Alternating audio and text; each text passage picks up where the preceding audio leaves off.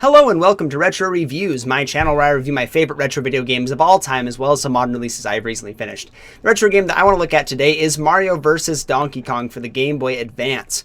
Now I have not played the remake on the Switch. It's a little bit too steep in price for me. I think $50 for a remake of a Game Boy Advance game, despite the things that they add to the game, is a little bit too steep. I think at 30 or 20 bucks, I'll probably jump in if I ever find that good of a deal. So I'll note some of the differences between the two because I have looked up what the differences are.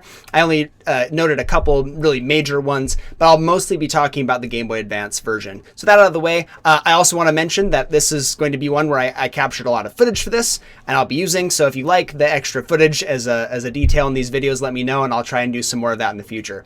So with that out of the way, let's get into the review. So first and foremost, this is kind of a riff on the old Donkey Kong arcade game, which I really enjoy. It's one of my favorite arcade games. I came after the arcade game.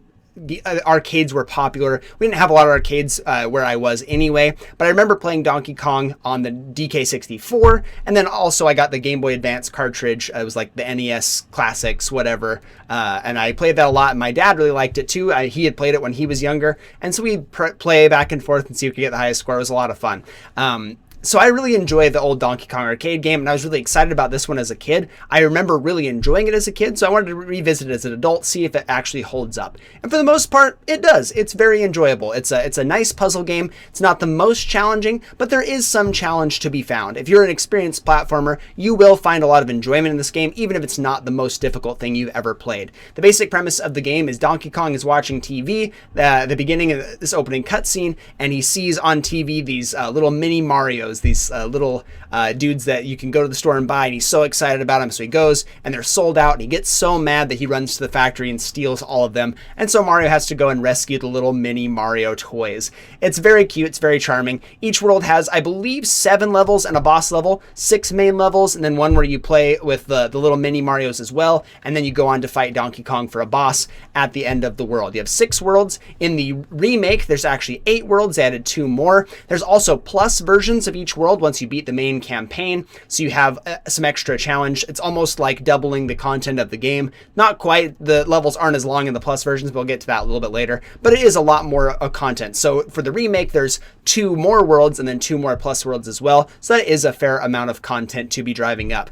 So in each level that you have in each world, each world has its own theme. So the first one feels like a factory, feels like you're going in to try and take Donkey Kong out. The next ones you have like a foresty theme. You have one with thwomps. You have like a ghost area. You have one with lava rising. They are very distinct, and I think they do the themes pretty darn well.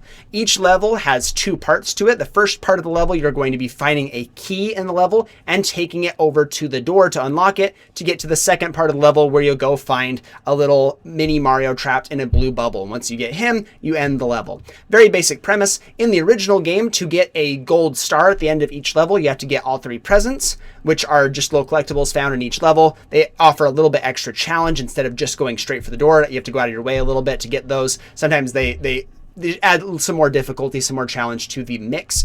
And then you also have to beat the high score at the end of the level, which means doing it as fast as possible for both stages of the level. Once you beat the high score, you pop the gold star. In the remake, this is one of the other notable differences here, is that you only have to get the 3 presents. They made it a little bit easier to get the gold stars. Some of them were a little bit challenging to get. Some of them you'd get to the end and go, oh man, I don't know how I could have done that faster. But then you just have to figure out a better route or whatever it is, be a little more optimal. In the remake, they eliminated that, so it doesn't feel as much of a headache to get those gold stars. I personally like the challenge of trying to beat them as fast as possible. You have lots of movement options in this game. If you press down and A, Mario will jump into a handstand, which can block projectiles falling on him. You can also jump out of that and then jump again as soon as you hit the ground, kind of like a simulated triple jump from Mario 64, and you get a lot of extra height. You can do this to cheese a lot of the puzzles, which I absolutely love. I love cheesing puzzle games. It's so much fun. And it gives you, again, a lot of movement options that open up some paths that maybe you weren't thinking about before. It makes the game really accessible and a lot of fun. If you want some extra challenge going for some trick stuff, you absolutely can, and it's a lot of fun that way. It's not a super long game. You're not going to get a ton of mileage out of this one. It is a lot of fun to beat some of these levels, but some of them can be a little frustrating. I would say most of the levels fall in the 7 to 8 range in terms of their quality. They're good to great, and then some of them all the way down to like a mediocre, like a 5 or a 6, somewhere in that range. with only a couple occasional ones that really stood out as great puzzle levels or like exceptionally fun.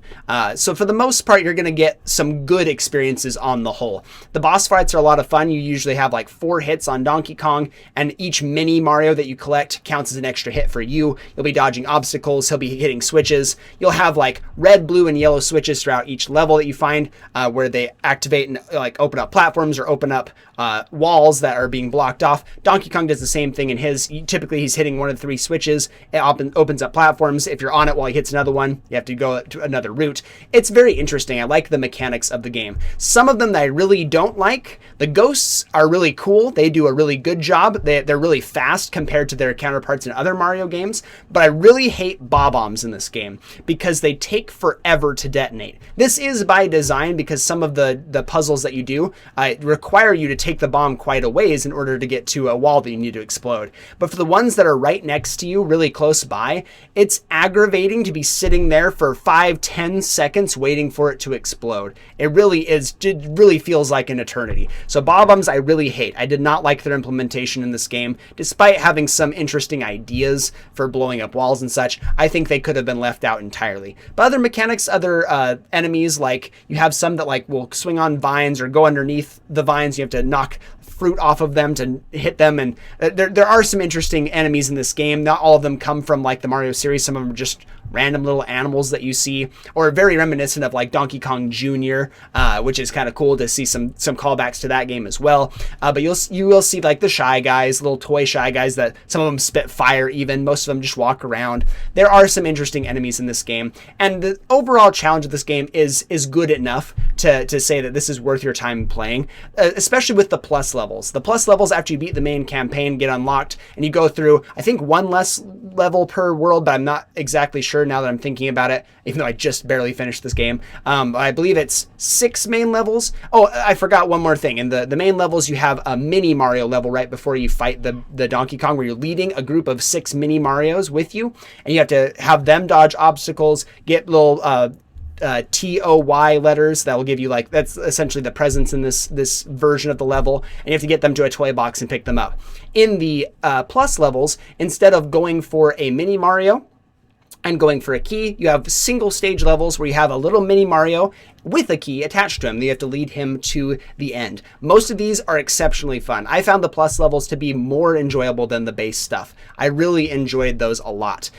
Getting to the end of a level was really enjoyable and a lot of fun. And they were more bite-sized as well. They didn't take as long. I really liked that instead of having to go through a 2-stage process, and then if you didn't end up getting the gold star, that was kind of frustrating. I really liked the plus levels a little bit more. And then the endings are really fun. Once you beat the worlds, you get a little like static scene of Mario beating the crap out of Donkey Kong. It's pretty funny. I like the charm of this game. It is a lot of fun. I think it is a little bit too light for a lot of my personal enjoyment. I like a big challenge, and it sometimes does feel a little bit under challenging, but there's enough challenge here to make it a fun enough experience. And because it doesn't take a lot of time to complete, I think it is worth your time. One of my biggest criticisms, though, this is something I failed to mention, after every single level, barring I believe the mini Mario levels, you get a bonus mini game.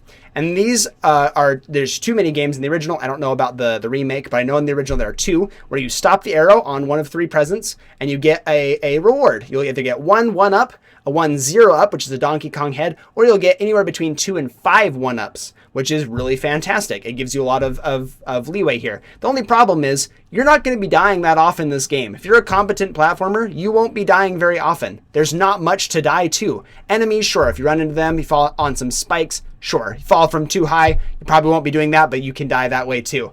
You will not need that many lives, and this happens after every single level. So you're either doing the stop the arrow, which is quick, and that's fine, or you're doing swap the boxes with a DK arm coming down and smashing one of the boxes, and then smashing another one, and you get the left over.